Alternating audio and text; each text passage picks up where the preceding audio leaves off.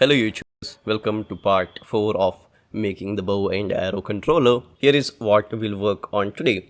In this video, we'll set up our active state with many sub features such as dodge, and for the aim state, we will make our player to play shooting animations and transitioning between our active to aim states. Alright, so now let's see the table of content for this video.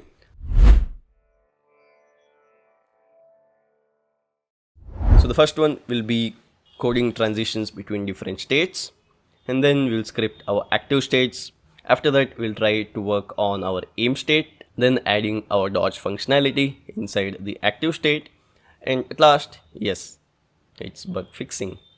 Okay, now the prerequisite for this video are understanding signals in Godot, and the requirement is moderate. And then my video on controlling animation tree nodes via JD script. This is just the same requirement that we had in our previous video, and again the type of requirement is high, so please make sure that you have watched this video. Alright, so now let's talk about our previous recap. In the last video, we set up state machines, implemented the inactive state, created helper functions, and added a basic camera setup. And if you didn't watch the video, then please do it before going further. Now let's write the code to change our state. So basically now we are in our inactive state and we need to change our state to active whenever we press any key. I mean the left mouse button or the right mouse button, or let's say whenever we press the E key to make our player active. So for that, let's go to inactive, and here let's write a function. So the function name is change, and here whenever we press any of the key, but before that let's quickly set the input mapping. So let's quickly call it as left click, right click, or E, and let's assign the respective key. For left click, it's gonna be left mouse button.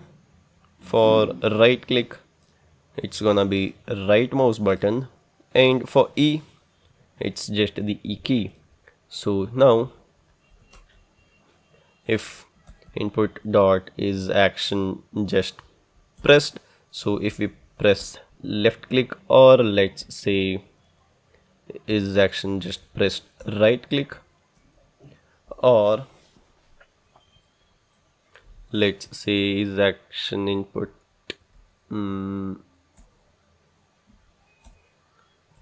the E. And by the way, if the complete code is written on a single line and you need to always jump to the end of the line, you can just press Alt Z to break the complete line into two lines where you can see everything more clearly. And now also make sure that the complete this code of two line is in single line, so you can just watch from here. So 41, and this is again the continuation of 41. So now, if you press E, we just change the state by calling agent change state function. So if you don't remember what the change state function is, then it's just a function that we created in our root node, and this node basically requires two arguments: the state name from which state we are moving, and the state event, so from which state we will be moving on. So in our case, we'll be going from inactive to active, so the from state is gonna be inactive, or the self in this case, and we need to go to active. So let's copy it up, and here we need to go to our active state from the self inactive state. Cool. Now whenever we travel to our active state, here let's quickly write the default functions. So whenever we try to enter, we just print entered active state, and whenever we try to exit, we just print exited active state. And here let's call the same function, or let's create the same function. So imagine that we are in our inactive state and we go to the active state. So basically active state is this one. So we are here, and whenever we try to move in this state, we also need some code that you can, whenever we press the E key, again we go back to the inactive state. So for that, let's create the code here. So if we press E, that means whenever we are in our active state, and whenever we press E, we go back to the inactive state, basically disarming all the equipments. So here we just call agent change state, and let's see what is that. So we are in the active and we need to go to inactive by calling this event. So let's copy it up and let's paste it here. The from node is self, and we need to go to our inactive. Cool. Let's also call this function in the update so that this function can, start to run. Cool. Let's select the world now, and the main scene, let's select the current world scene. So whenever I press E, okay, nothing happens. And why is that? That's because we did not call this change function in our update. So if we don't call any of the function, then the function is not gonna run. Cool. Now if you press E, okay, in the bottom you can see that we are entering the active and inactive states, but at this section you can see that we are actually changing the states, but our player is not switching the states in animation. So for that, as I said in my previous tutorial, that we need to manually tell our animation state to change the state from one to another. So let's copy this up, and whenever we go to our active state, we need to move to this state. So whenever we enter our active state, we just call our animation tree state transition function to travel to our active state. So now let's try it out. Hope this will work. And yes, so you can see the player started to move. That's because we did not configure the movement yet for our active. But let's press E once more, and you can see the animation didn't suit up. So when we are in the inactive, we press E, the animation is correct, matching, that means equipping our bow. But whenever we press E, the player again plays the same equipping bow animation, and then he travels to our inactive state. So to fix this problem, let's select the animation tree, and here let's quickly make this active. So let's imagine we are in the inactive state and we move to active, so the proper animation plays. But whenever we try to go back, the same animation plays in the forward direction. And as I said previously, that we don't want this. Whenever you go from active to inactive, you want to play this animation in backward. So let's write some code for that. And as I said, if you need to control this complete graph, then we need to write the function in our animation tree. Let's write the function here. So let's name the function as set state animation direction. So it will take two arguments. The first one is the name of the node, that's gonna be type of string, and then we have the direction, that will be integer. I'll tell you why it needs to be the integer for the direction rather than the string. So before that, let's write the code.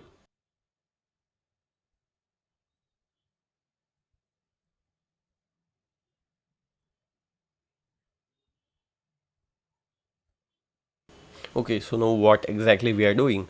We just get the tree root. So basically we get this tree root, and here we get the node of the name that we specify. So basically we will be specifying this de-equip bow, and here the complete node data is stored in the variable playback, And in the playback, we call this set play mode function.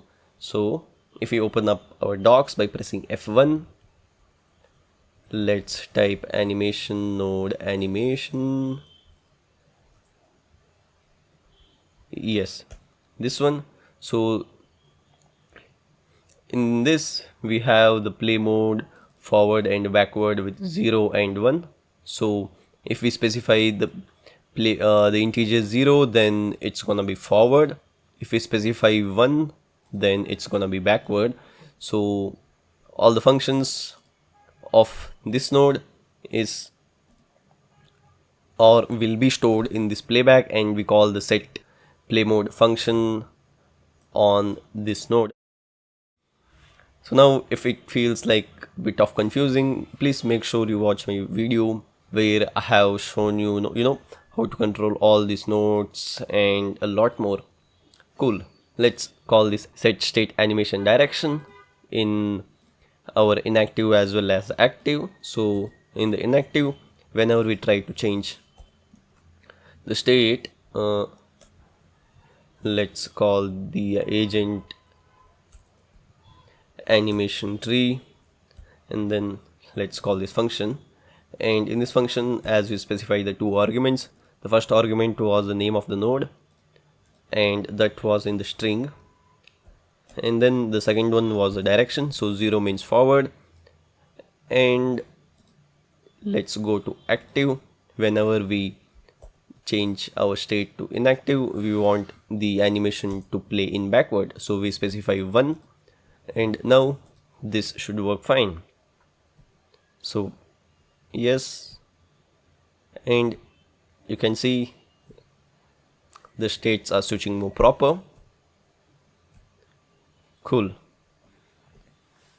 So now it's time to script our player movement in our active state. So let's start with that. Let's start by getting the input direction, so which key the player starts to press. So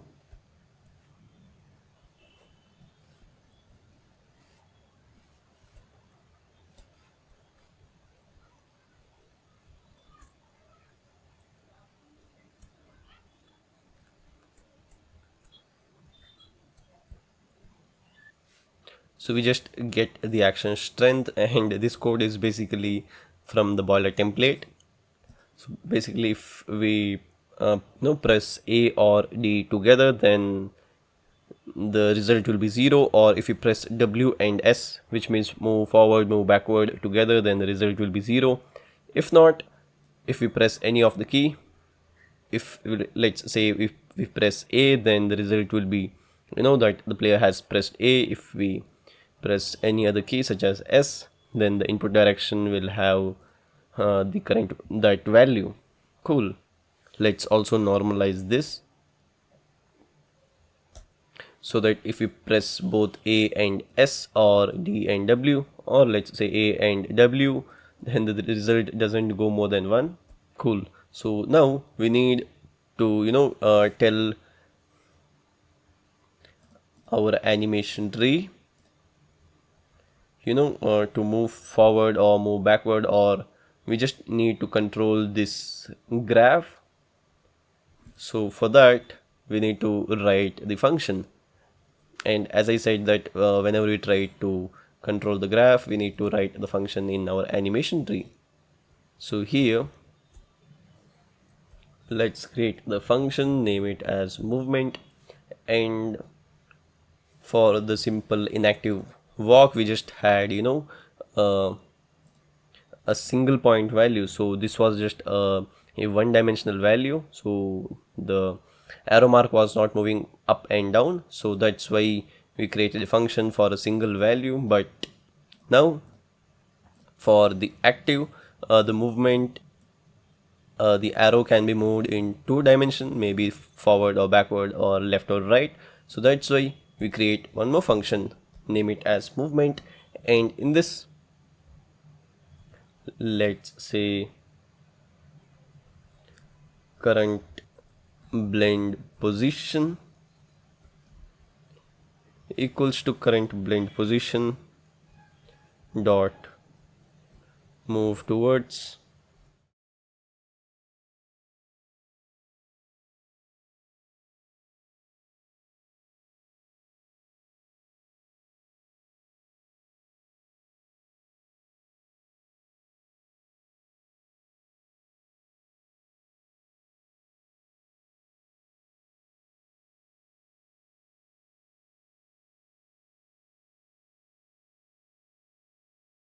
So now, what does this actually mean?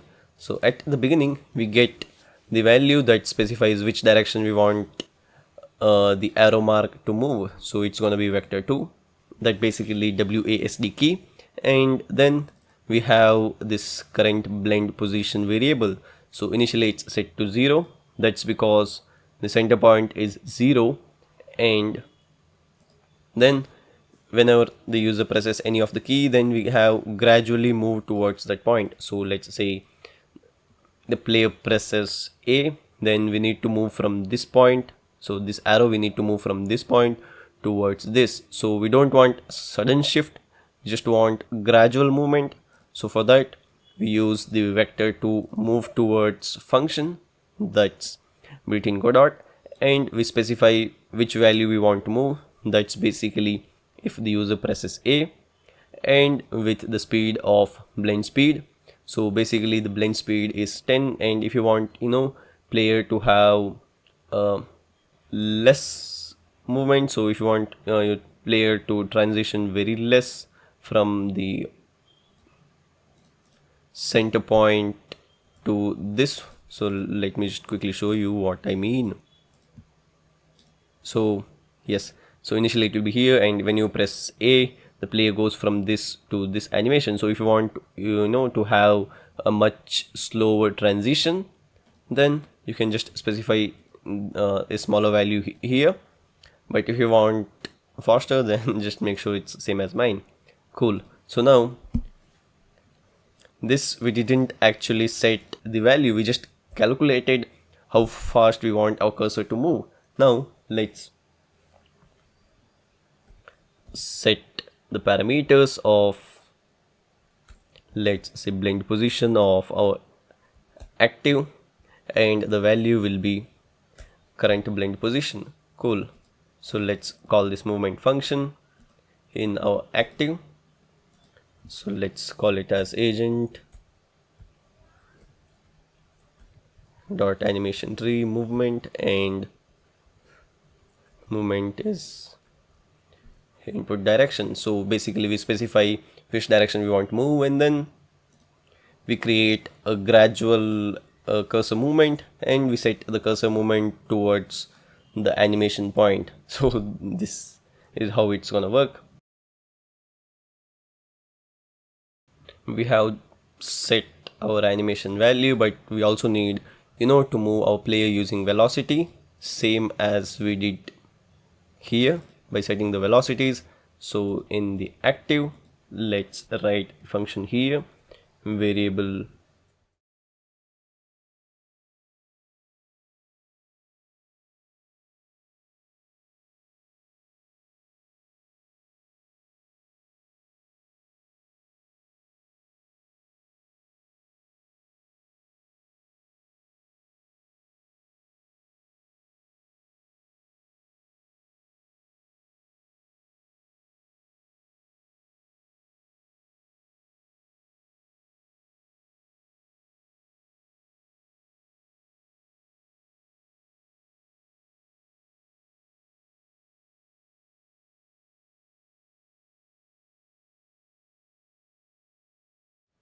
Cool. Now let me explain what this line of code do.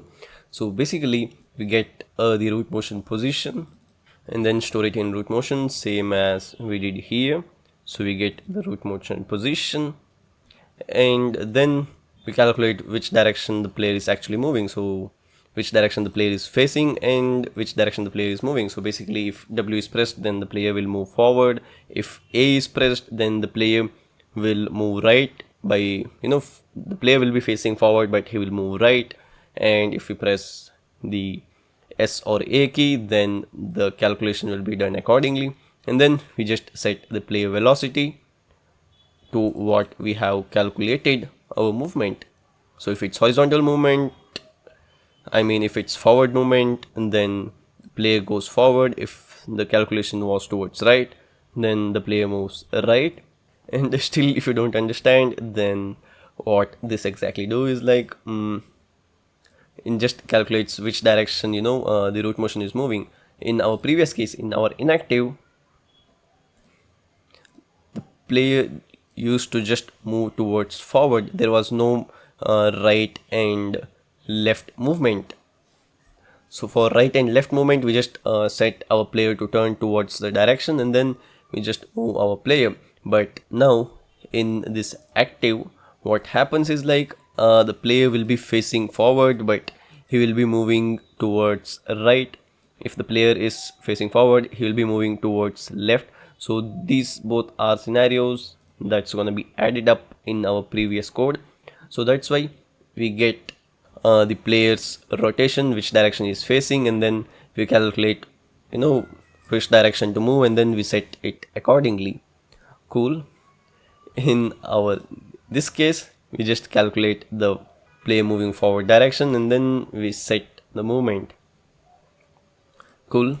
Now let's run our scene. Let's press E, and we get the error. What does this mean? Non-existing function move towards, and this function, I think I just made a typo, and the function name is move toward, not move towards. And if you want to have more access of all the functions, you can just search for vector2 and you'll get the functions all listed here. And the function was this. Yes, so this function returns a vector3 move towards fixed amount. So basically this was the function that we used to have the cursor movement. And let's try to run again. Now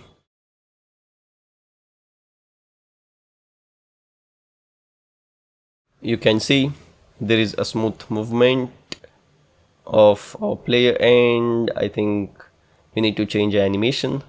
The right animation is fine, but the left one, it got just different animations. Anyways, you can see that the player is actually playing the animation, but he's not moving. And if we try to move diagonal, okay, we get the glitch. No issues, we'll solve that. But the left movement is first what we need to change. So let's see what is the name of this animation. It's standing walk right. So let's select this node and change standing walk left. Timeline length, make sure it's all the same. Loop mode is set to linear. And let's fix one more issue, and that was that the player doesn't move, he just plays the animation.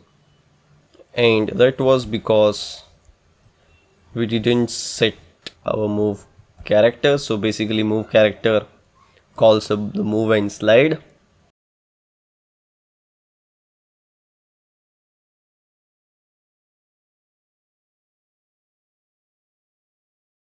Yes, so here we are just calling the move and slide, and the same thing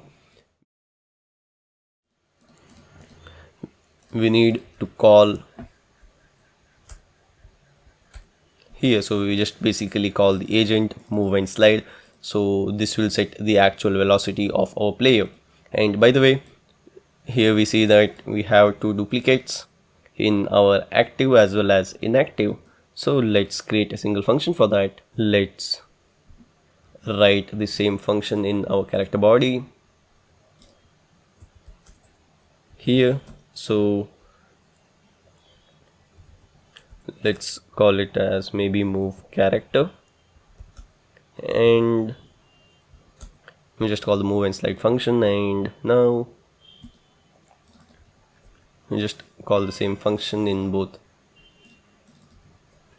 active and inactive. Cool. Now the player is moving. Great. If we switch the state and if we try to move, yes, even now the player is moving with proper diagonal movement. Great. So now let's say I want my player to face in that direction, and you can see that player is not actually facing in that direction. He's just moving forward and backward with respect to his forward. And to fix that, if you remember, then we just created a function rotation based on camera that we used in our inactive. So we'll be using the same function in our active, but this time we don't want it to have input direction. We just want our player, to rotate towards the camera even when there is no input pressed. So let's go to our active, and here we need to specify which direction our player is actually facing. So let's quickly tell that he's facing the Z direction. So this was basically X and this is Z, and that's how our player is facing. So we need to specify this one as 1, so it should rotate based on the player forward axis, and this should work fine. Let's move, let's change the state, and yes, you can see now it's working very well. So whichever axis we are trying to face, the player is looking towards that and moving, forward or backward, left or right based on that axis. Cool. So now it's time to make our player dodge the attacks. So for that, let's create a function, call it as dodge, and inside this function, whenever we press the Alt key, we need our player to dodge. So let's quickly add an input map. So let's assign the Alt key, and you can assign whatever you key, but let it be Alt.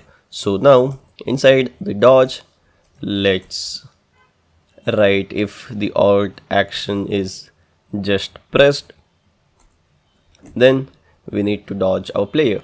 But now which direction we want our player to dodge? So basically in the dodge animations we basically have 4, that's forward, backward, left and right.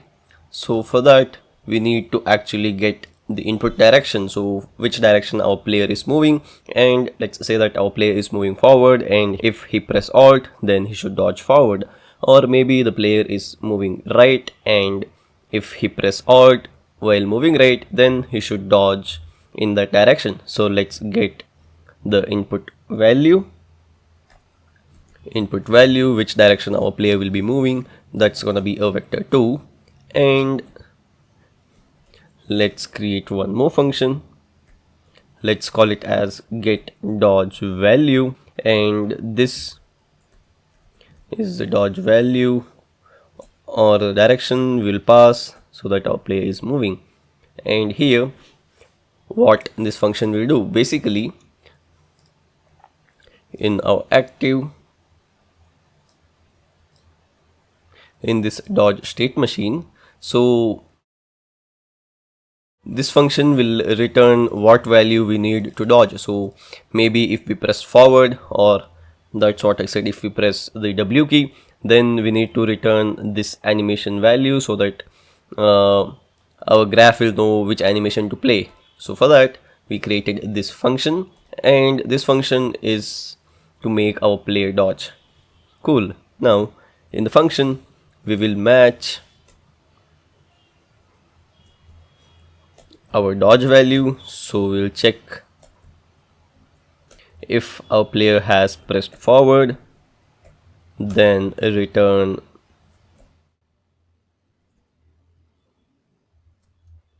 dodge back. It's down.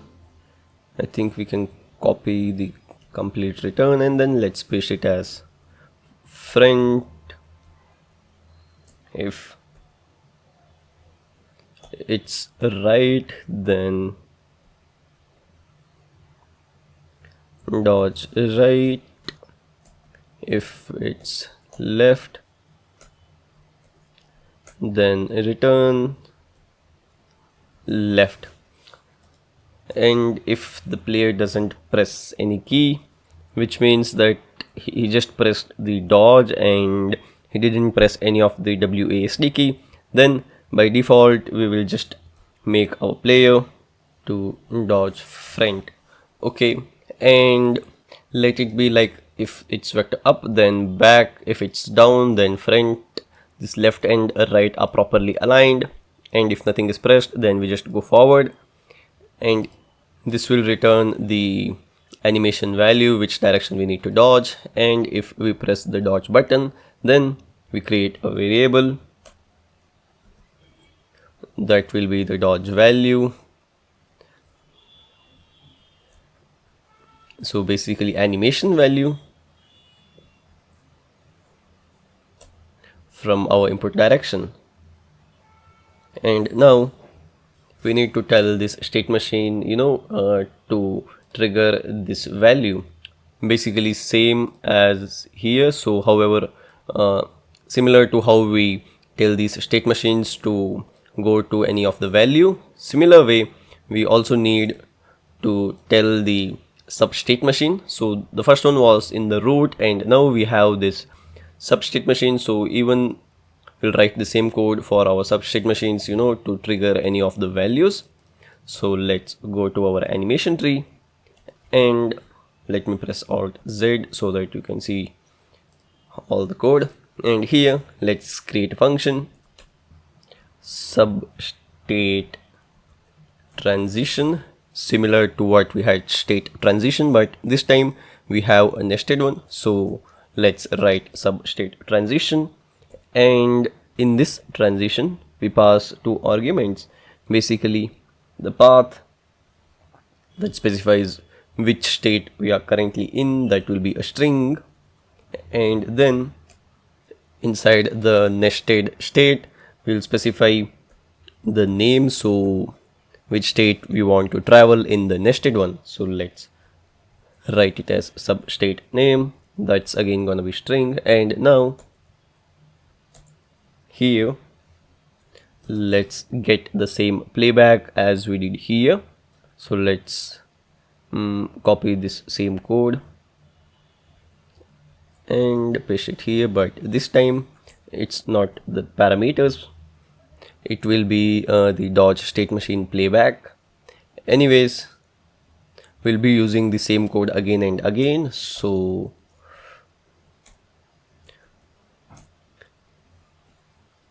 we will pass the path, and let me tell you why we need to pass the path.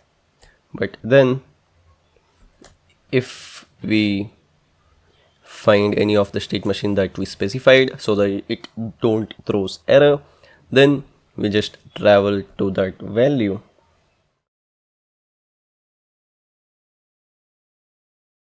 Now why we need to add the path, and that's because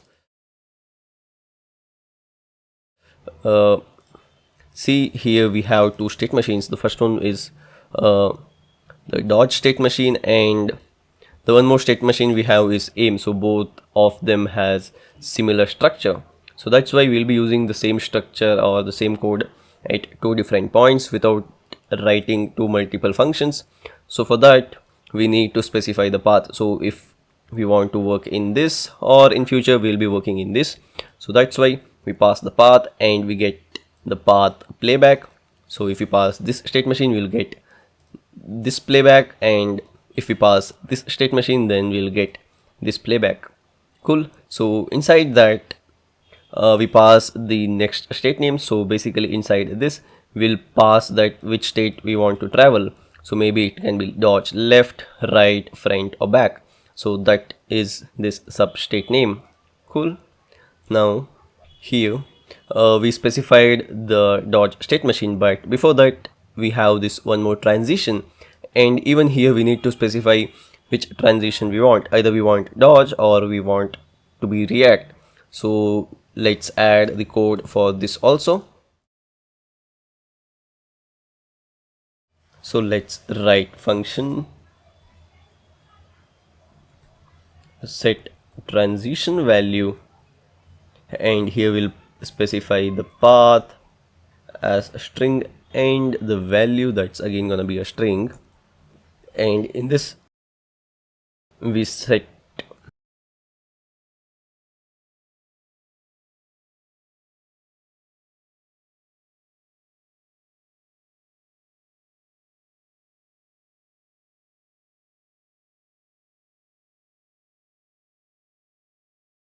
again we specify the path, which path we want the transition to work. And here we don't have multiple transitions, that's okay. It's better to pass the path. In future maybe you try to add multiple transitions, not in this series but maybe in future, so just a better practice. And inside this transition request, we'll pass the value if you want to dodge or if you want to react. Cool.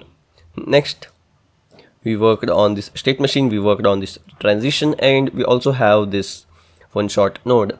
So even we need to trigger this one shot values. So for that, let's again add one more function. Let it be set one shot active, and here we'll be passing which one shot we need to set as active. And inside this, let's say a request. So basically it's not going to be always aim, because now we have two one shots. So let's write a single code for that.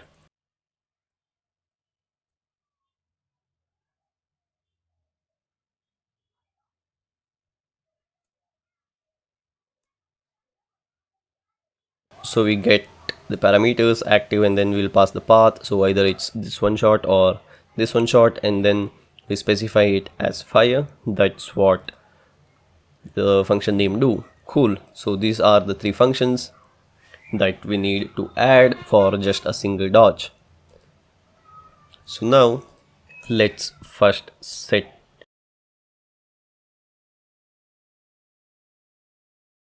our animation tree values. So we created three functions, so three animation trees, and first we'll set this transformation. So to set these transitions, let's copy the function name, and we will set our transition first. And this transition actually require the path as well as the value. So the path name we have is this decay transition, and this was again a string. So next, the value is dodge, so it's DODGE. Cool. So next, after setting this transition, let's set this state machine. So for state machine, it's this one, so substate machine, and let's go to active. The substate machine code requires the path as well as the substate name, and also you can specify the state name here.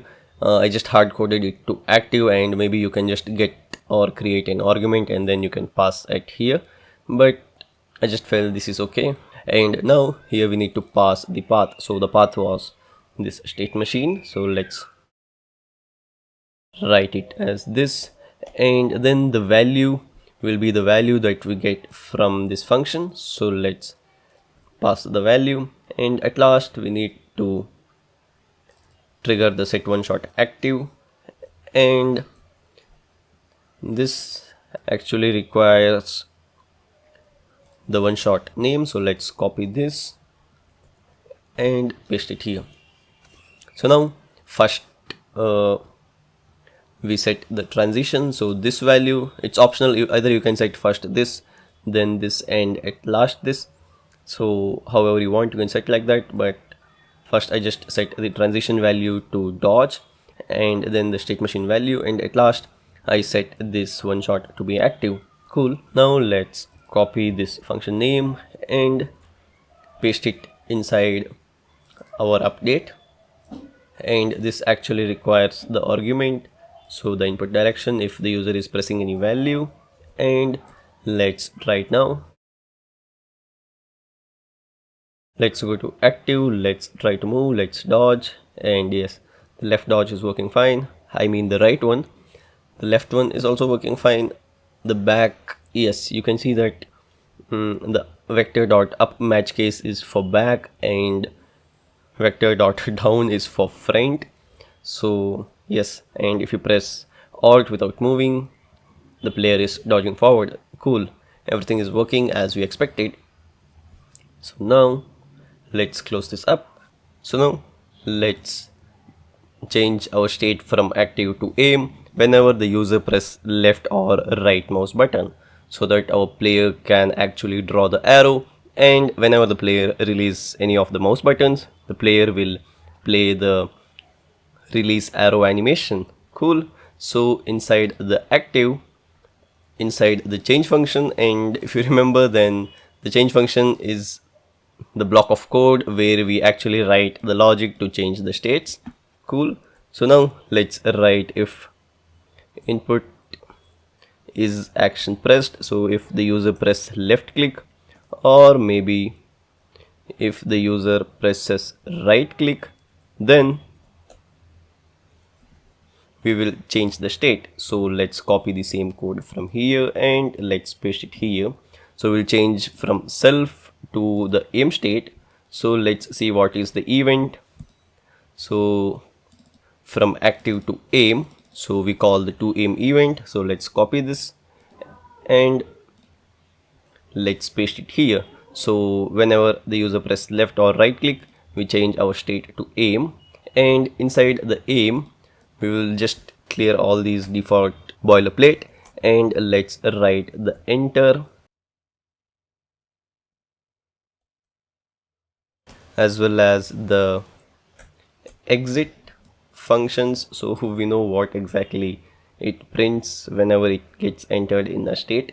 Cool. So now whenever we enter our aim state, we need to trigger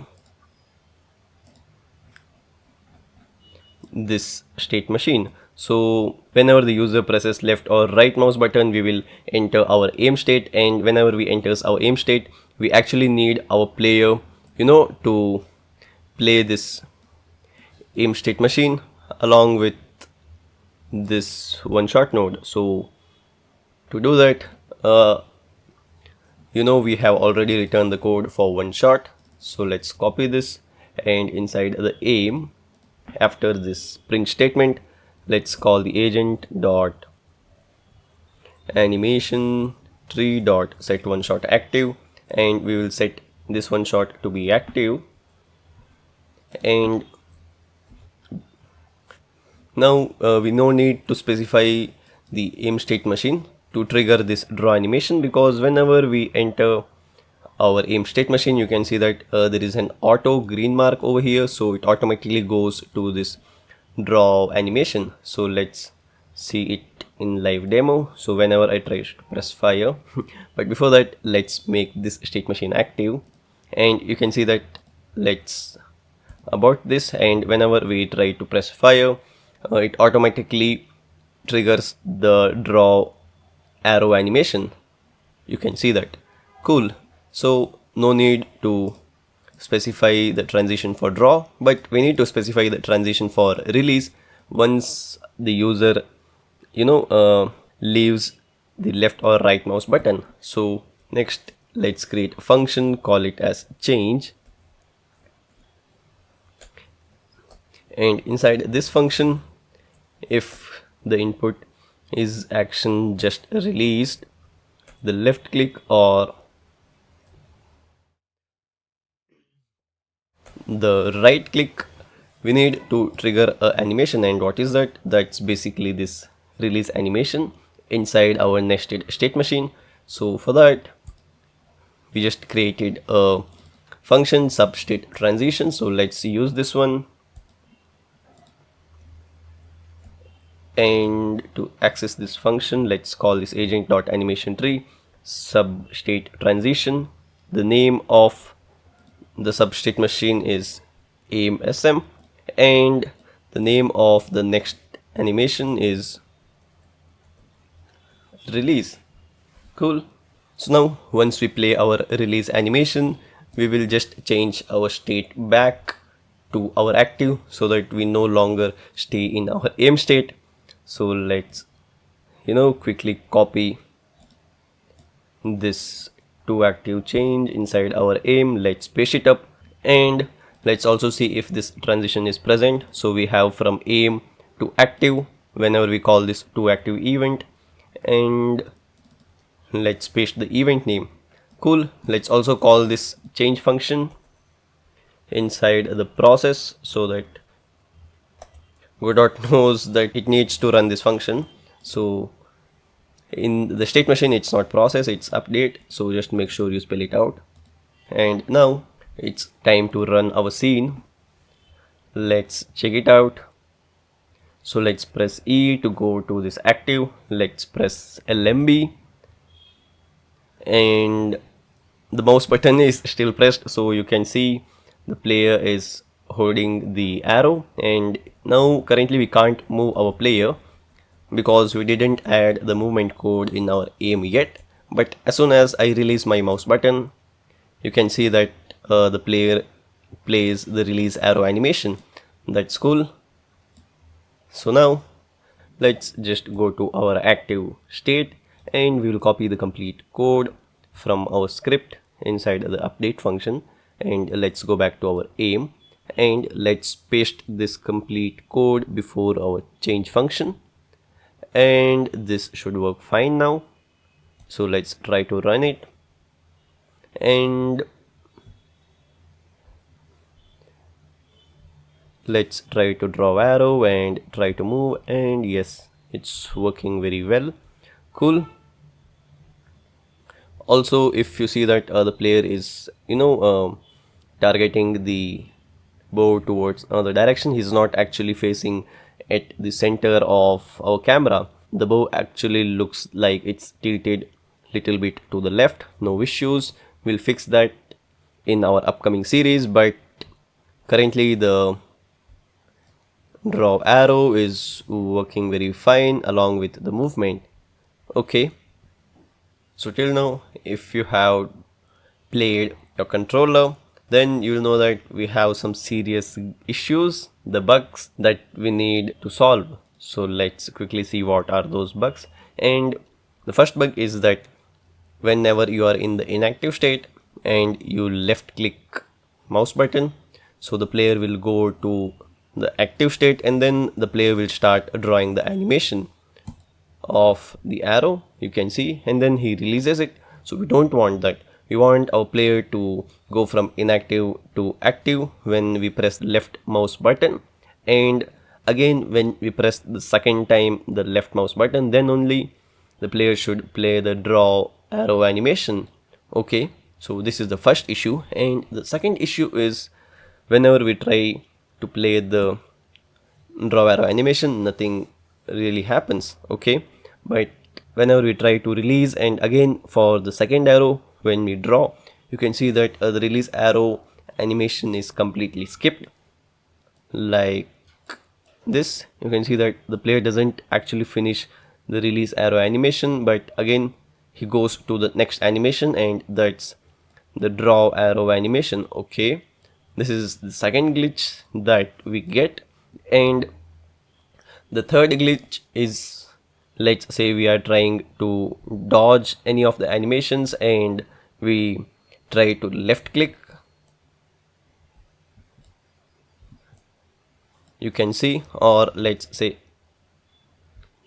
whenever we try to roll and the player is actually drawing the arrow at the roll, and we don't want this. We want to play the draw arrow animation only when the player completely finishes his roll animation. So this is again the third bug. And also continuation of the third is like, let's say we try to roll and we try to switch our state. So you can see that there is a sudden switch state. So you see that we try to roll and we try to change the state, the player immediately switches the state, and that we don't want. we want our player to finish his roll animation, only then he may switch to a different state. So the issue is with the roll. You see, the issue is with the dodge. So we don't want to play any of the other animation, or we don't want to, change to a different state whenever the player is trying to dodge. And the last one issue is going from inactive to active, or going from active to inactive. So let's quickly, you see, whenever I try to change the state, suddenly I get the glitch. So the player, doesn't completely transition to a next state, but instead in between the player jumps to the next animation, and we don't want this. So currently we have 4 issues. So let's see how to fix them and why does the issue even occur. Because in the aim, whenever we try to release our animation, then only we change to active, and the similar case goes from active to inactive. Whenever we left click our mouse button, only then we are changing our state, and the same is for E, because that's an animation glitch. So whenever we press the E, only then we change our state. The same is in our inactive. Whenever we press the left click, only then we need to change our state. But why do we get the glitch? So let's see what happens under the hood. So I just opened my white canvas to explain what's going on. So let's say that we have 3 states. So these circles are, scribbled areas are 3 states. So first one is inactive, then we have active, and the last one is aim.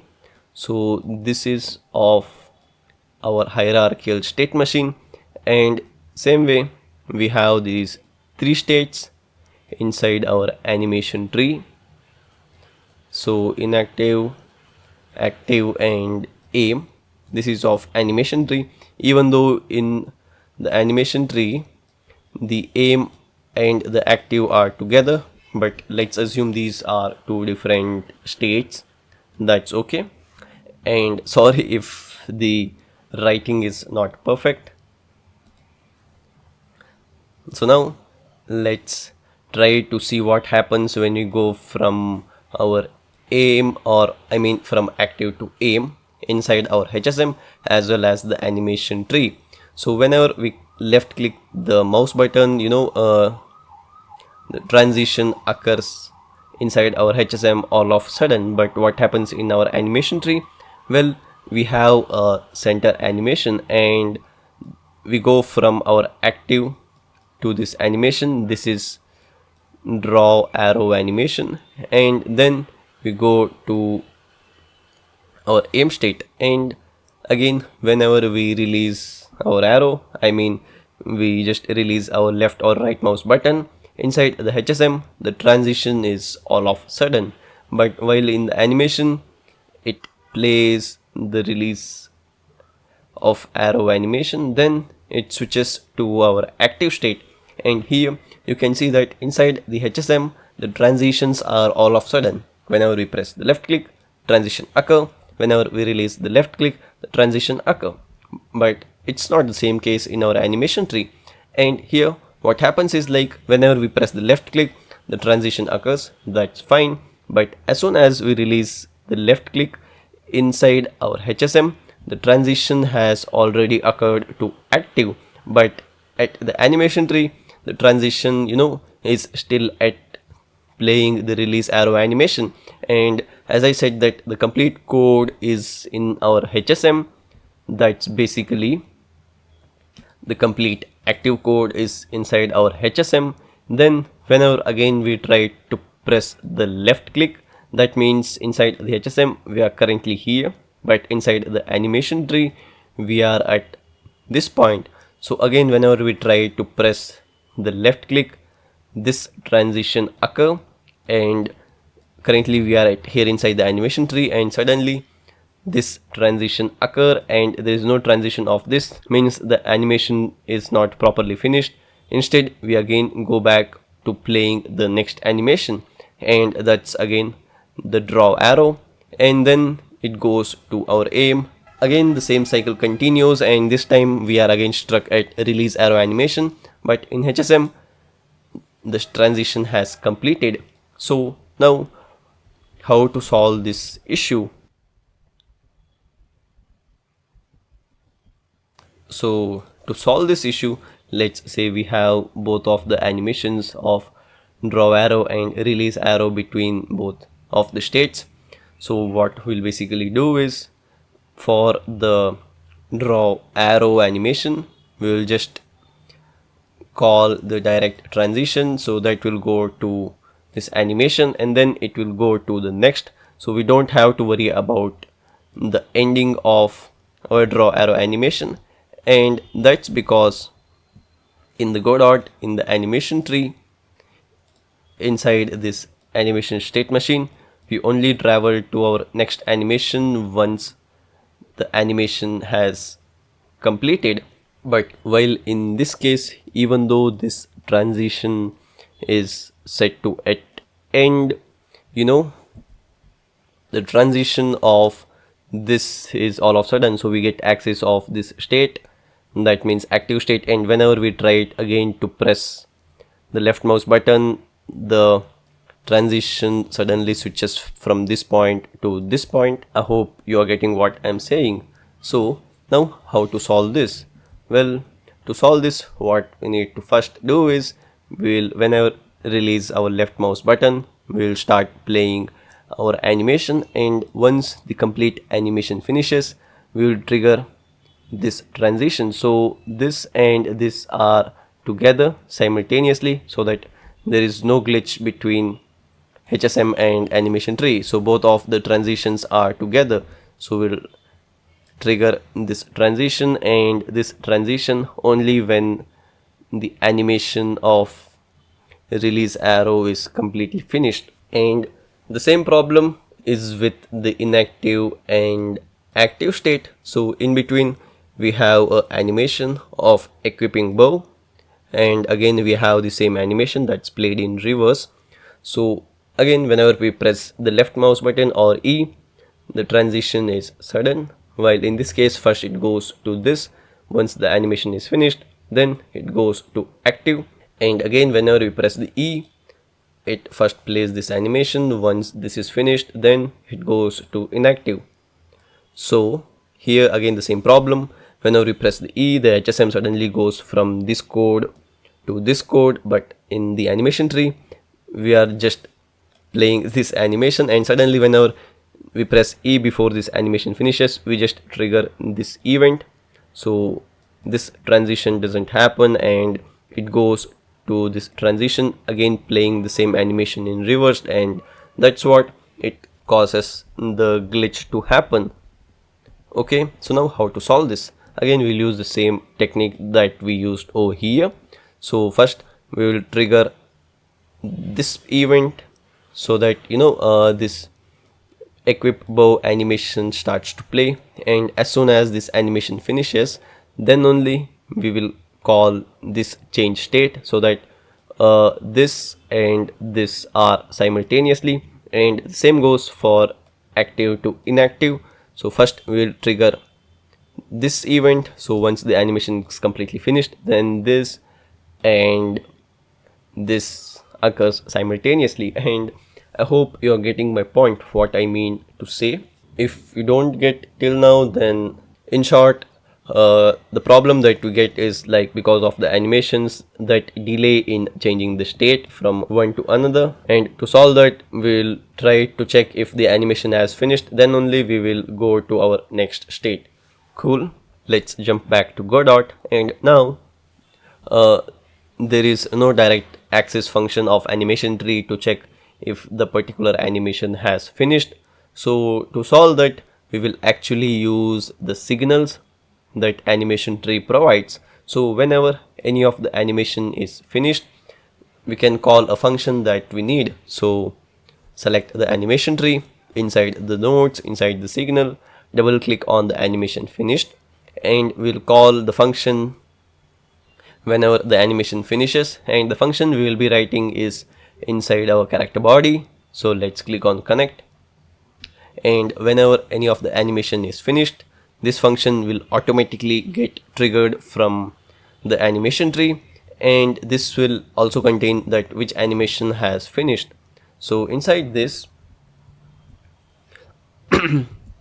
if the animation that is finished equals to some value, then we can change the state. So first let's solve this mess. Okay, so if the animation that's finished is, let's say, the name of the release arrow animation is standing aim recoil. So if the animation that's finished is equal to standing aim recoil, then only we need to change the state. So let's copy this code from our aim. Let's go back to our character body and let's paste it here. So we call the change state function. It's not in agent, it's in self. And the state that we need to go is from aim to our active state whenever the animation is finished. Cool. Now we need to solve this issue. So let's write one more if condition, or let's write else if the animation that it's finished is equal to some value, then we pass. Well, what is the name of that animation? And that's standing equip bow, standing equip bow. Okay, again we have a little problem, and what is that? How do we know that currently we are at our active state and we are going towards our inactive through this direction, or maybe we are at our inactive state and we are going to our active state in this direction? Because this function will always be called whenever our equip bow animation is finished. So this function will be called twice in the cycle. At this point this function was only called once, so with that we know that the transition was this, but for the animation tree we have two transitions, this as well as this. So how do we know that if it's inactive or if it's active? Well, for that we have a function inside our limbo HSM that will return which state currently we are in, so that we know which state we need to go. So for that, let's create a function get current state, and this will return limbo state dot get active state. So whichever the state is active, the limbo HSM will return that state name. So let's change the state from whichever state it's active, and we need to go to the next state. For that, again we need to specify which state we are in. So for that, let's again create a function, and this time the name is get next state event. And here, if our current state is equal to inactive, that means we need to go to our active event. If not, then we go to our inactive. So currently if we are at let me change my color. So currently if we are at this point, currently if we are at this point, then we know that we need to go to this point. So to go to active state, the event that we call is to active. So if it's inactive, then we go to the next state, that is to active. If not, that means we know currently we are at this state and we need to go to our inactive state. So we just call the event to inactive, and let's quickly call the function here. And also the argument one is a function that will return which state we are in. Cool.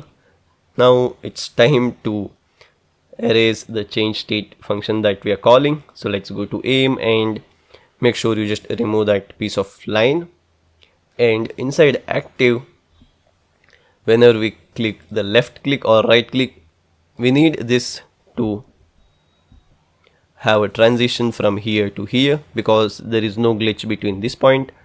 So there is a glitch at this point.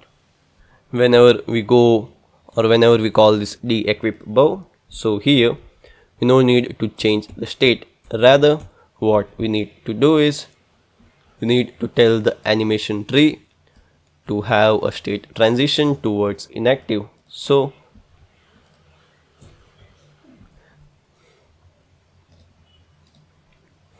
whenever we press the E, we tell our active state to go towards inactive. So that's what we are doing using animation tree. And whenever it's going from this state to this state, it will always play this animation. And when it plays this animation, we actually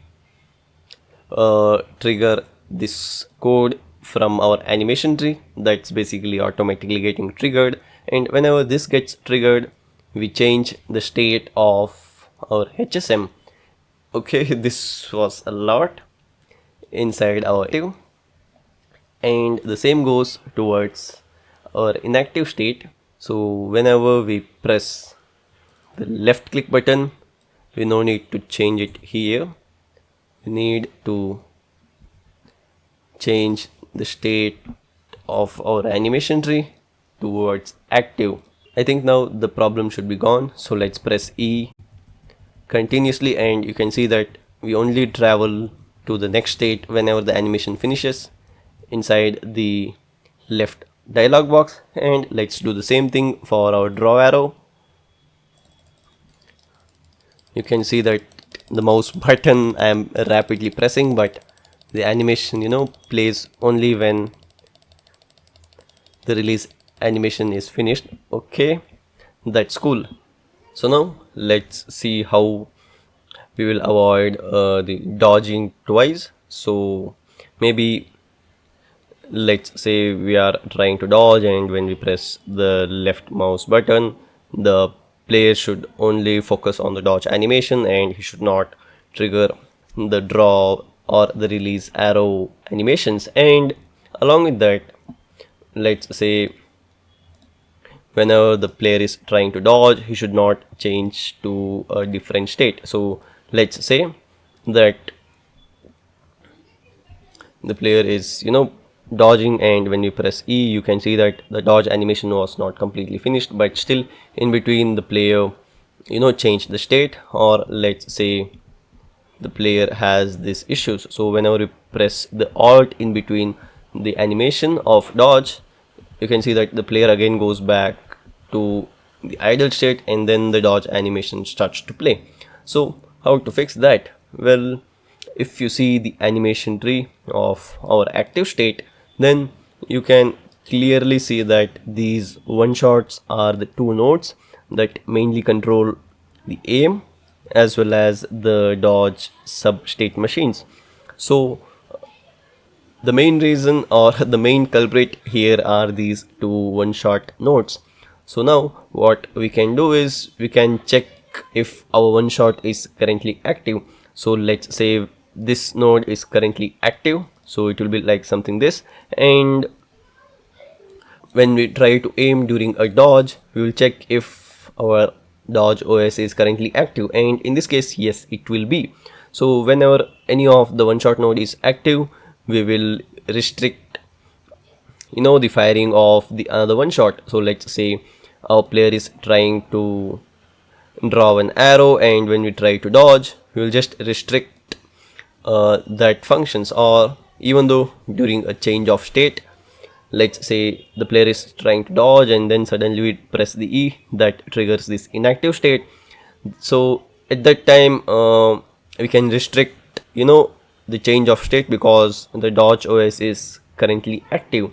And to check if any of the node is active or not, so in the animation tree, let's create a function, call it as can change, or let's say can switch switch state, and inside this we will check if our one shot is active or not.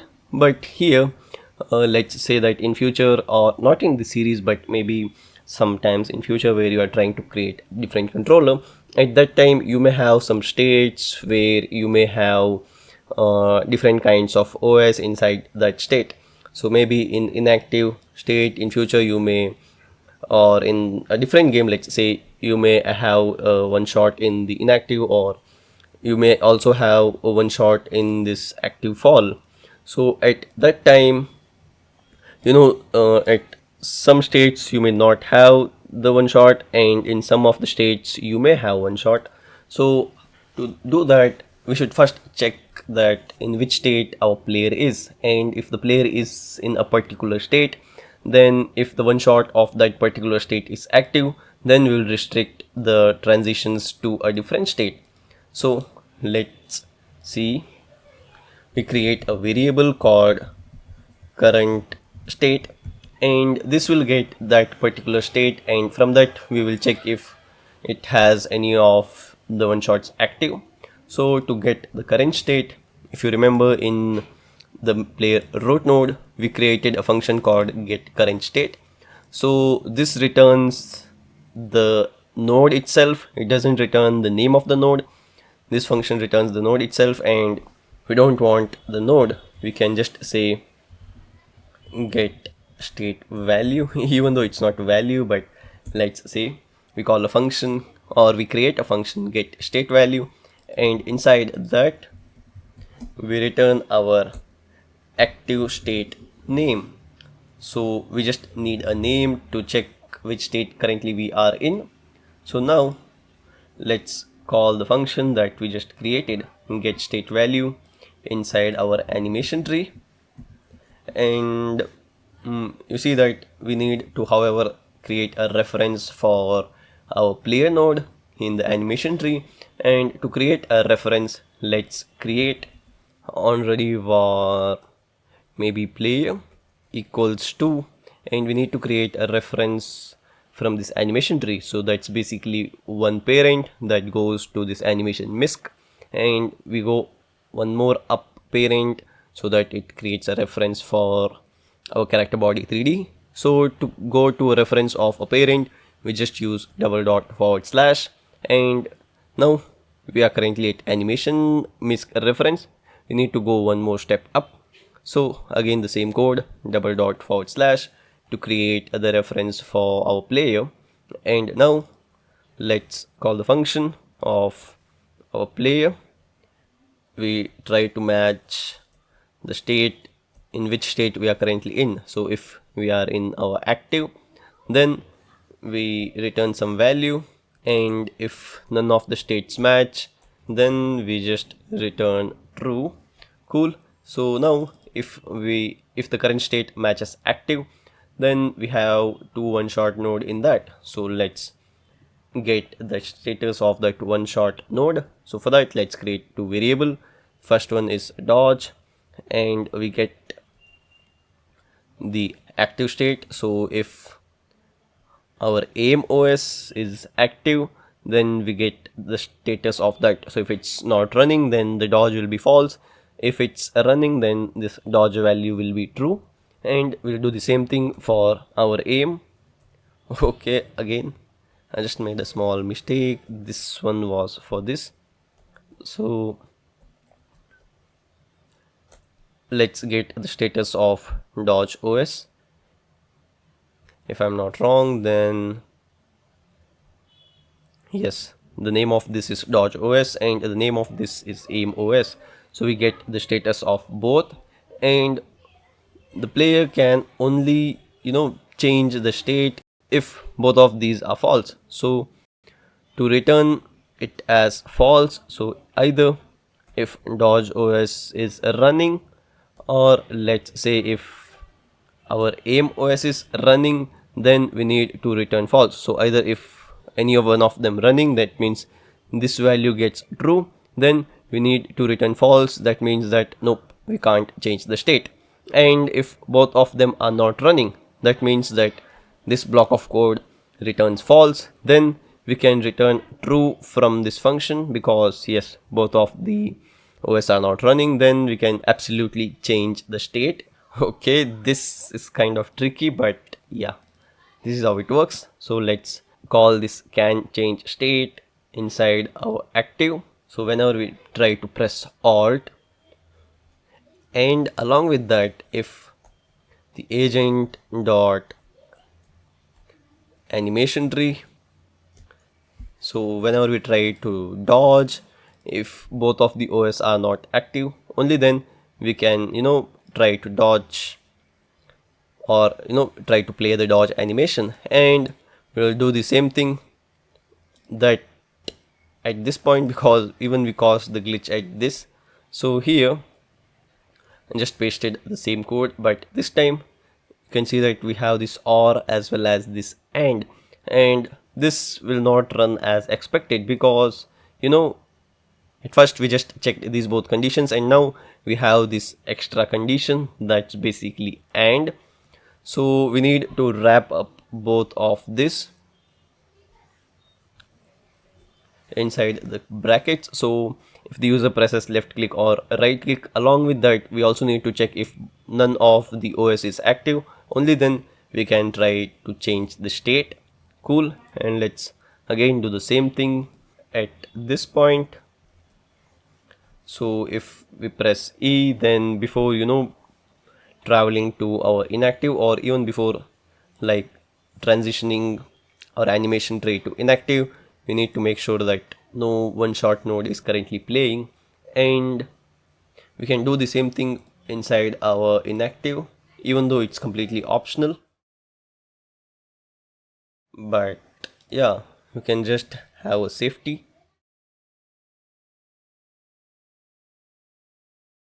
And you can do this inside this aim as well. It's again optional, but as I said.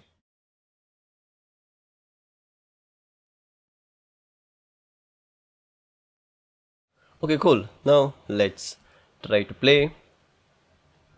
Let's press the left click. The player goes to our active state, and let's try to dodge.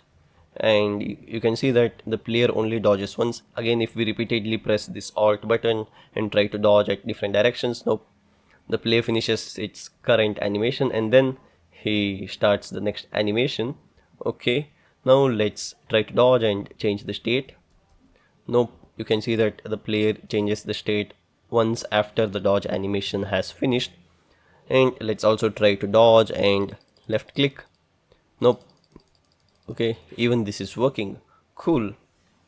Now it may look like yes, most of the part is finished, but there is one more bug that has been created when we just called, or when we just added this function. And what is that? So basically, if you open up the animation tree again now, so let's say we are going from active to inactive, and in between we have this de-equip bow. So we are not inside the inactive, or neither we are at the active. We will be at a center state. So in the center state, again, we don't have any of the OS to trigger, because this is an animation. And since this is an animation and we don't have any of the OS to trigger, let's say we go from this point to this point, and before actually reaching this, let's say that the animation is of maybe 2 seconds, and at the gap of 1 second we try to change this one. So we try to dodge, or maybe we try to go to our aim OS, and that will basically create an error again. So let's see it in real. So let's go to active, let's again go to inactive, but this time before the de-equip animation finishes, let's change the state. Okay, now you can see that the player neither moves, or there is no control on the player, and that's because at this point you can see that it exited the aim state, but before actually reaching the next inactive state, we just entered the aim state without even reaching our destination. And yes, this again created the same loophole that I showed in my canvas. So to fix that, what we can do is we can just quickly create a if condition. So if, let's say, the playback get current node is not equal to player dot, or let's say if it's not equal to our current state, then we just return false. So now what we basically do is we get the playback. So basically we try to get at which node we are currently in. So this playback dot get current node returns the name of that node. So basically we are trying to go from here to here. In between we have this animation. So this get current node will return the name of this node. So if we are at this point and we are not equals to our current state, which means that nope, we can't change the state. That's because we are trying to go to a different state. So whenever we try to go to different state, we return false, so that nope, we can't change the state. Cool. I hope you get now what exactly I mean. So this time let's press E, but before the de-equip bow animation finishes, let's try to go to aim state, and nope, you can see that it's working fine. Let's try to dodge, let's try to change the state. Nope, everything is working fine as expected. Okay, since the most of the bugs are solved now, it's time for the last part, and that's cleaning up the mess. So let's see in the active. So here, yes, this is the code that we can clean it up. So let's delete it from here along with this line. So let's remove it from here. Let's go to the main root node. Let's create a function, call it as maybe move. And now let's paste same code, but removing the agent. Now we get an error of the delta. That's okay. Either we can use this function. Let's just use that function instead of passing the delta as an argument. Okay, and now let's call this move from our active. So let's call it as agent dot move, and other than that, I think that's it. And let's also do the same thing for our aim. So instead of these 4 characters, let's just call agent dot move. Now it's time to see all the scripts that we have made.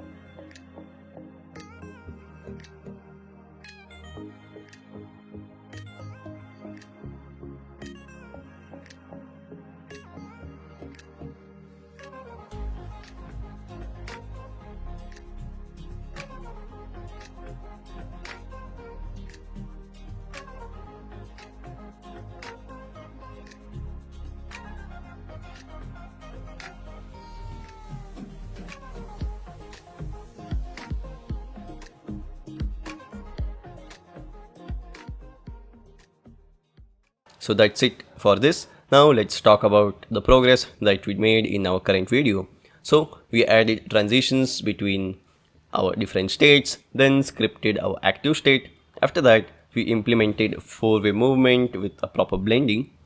We also added our dodge functionality, and then we set up our aim state logic and its transition, fixed some unusual bugs and also that created some new ones, and finally cleaned up all the mess that we just created. Before we wrap up, if you enjoyed this video, then don't forget to hit like, drop a comment, and also subscribe for more future content. And if you'd like to go with an extra mile in supporting me, then you can just grab the potato card membership on my itch.io for just $1. Every bit of this support really helps me for keep me creating more stuff and improving for you guys. Thanks for watching, and I'll see you in the next one.